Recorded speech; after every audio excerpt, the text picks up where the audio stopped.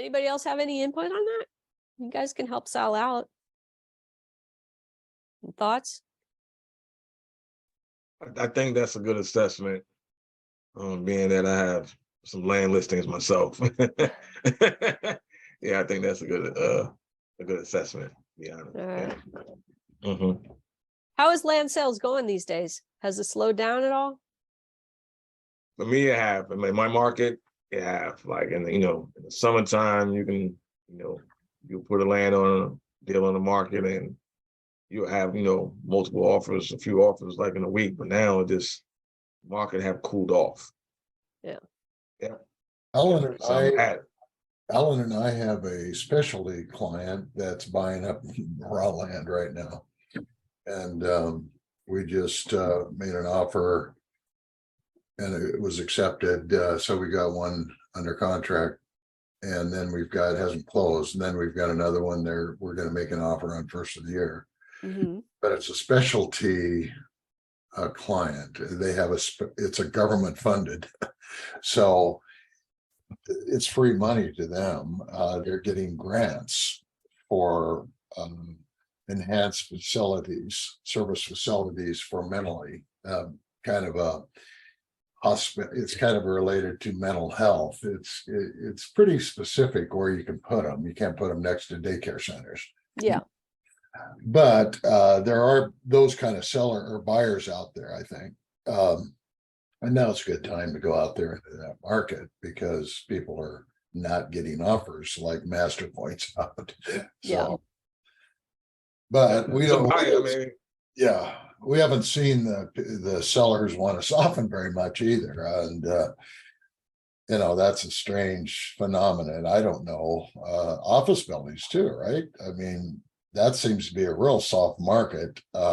Industrial properties are still strong for good reason. Yeah. But anyway, we're in the real estate side of things. Actually, that's the only place we've made any money. We haven't made it in business yet. We're trying. Yeah.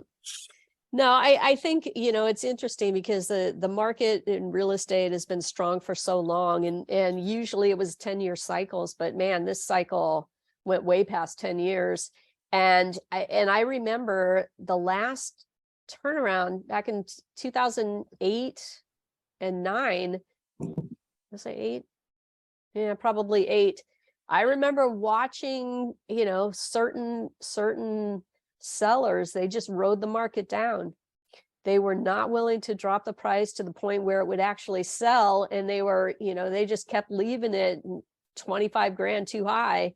And they just rode the market all the way, it was like, okay, all you can do is just give them, your opinion about where the market is going based on your experience and knowledge and communication, and, that the economics and the research of different people, the information that's available to us. But at the end of the day, they're going to make their own decisions. Right. And business is the same way. I mean, I had a conversation with a business owner where, they wanted 1.6 for their business. I was like, I can't list it for that. It doesn't, the way the interest rates are and where the interest rates are today, your cash flow does not support a 1.6 asking price unless the buyer is coming in with like a 40 or 50% down, and nobody's going to do that. So, they're coming in, buyers getting SBA loans are being told that they only have to put down 10 or 15%. We can require a 20% down and make sure that this thing cash flows well enough to cover the debt service at maybe 1.2. But at 1.6, it just doesn't. I had to run analysis for them this was before the last interest rate hike. So I think the SBA interest rate at the time was 9.75. And I ran an analysis for them at a sales price of 1.6, 1.4, 1.2, and then another analysis of 1.2 at 6.5% to show them the difference in what the monthly payment was going to be, so that I could explain to them, I understand you want 1.6 for the business, but I'm telling you the cash flow won't support that. And here's why. And you just have to spell it out for them. Now, on a land deal, I don't know how you do that because you don't have hardcore numbers that you can go through. You don't have cash flow that you can explain to them. So it makes your guys' position a little bit harder, I think, Master and Sal. I think it's a little tougher for you in trying to explain that and get your sellers to understand the market has shifted. and I largely think, due to the interest rate increases, right? Yeah, for yeah, I my think deal, too, I'm sorry, go ahead. you know, with my sellers, I just was up front, you know, as the market was shifting, that, you know, you have to be mindful. And, you know, if you don't start, you know, receiving offers, you know, the way it was, you know, before the market shifted, you know, the market is really talking to you. It's really telling you something. So I was up front, you know, when it came to that, but you got to be creative, like with the buy rate downs and stuff like that. So I added that to the listing as well, and some drone photos recently as well. So, and gonna have a conversation after the new year. Like we're gonna start receiving offers. Okay, the market is talking to you. Yep. It comes down to price. It comes down to price. That's what it comes down to, the bottom line. Yeah. Yeah, for my seller, they're trying to sell it from 1.4 to, and I've been trying to get them to break it down at least 300,000. I think that's where it needs to be at to get anywhere near where we need to be at. Yeah. And one of the things I'm trying to do is I'll probably have to run an analysis just like you were trying to do, and trying to figure out how to add, you know, what a loan would be for a new potential buyer, looking at it from the buyer's perspective and see how much money they would make. Yeah. You have to show it to them, you know, to get them to make sense. But they're thinking, you know, the other thing is that they could always pull the property off the market. And I told them, well, there's only two ways to increase the value, and that's going to be either the land value has to go up over X number of years, and it's in a rural area, Mhm. or the business has got to be generating more money. Right? Yep. That's the only two ways that you're going to be pulling the amount that you're asking for. So, and if neither one of those happens, then forget it. You have to bring the value down. So I have to show those numbers now, I guess, at this point. Yeah. Yeah. Education is, you know, I think all of us are in the business of educating our sellers, educating business owners, educating, you know, landowners.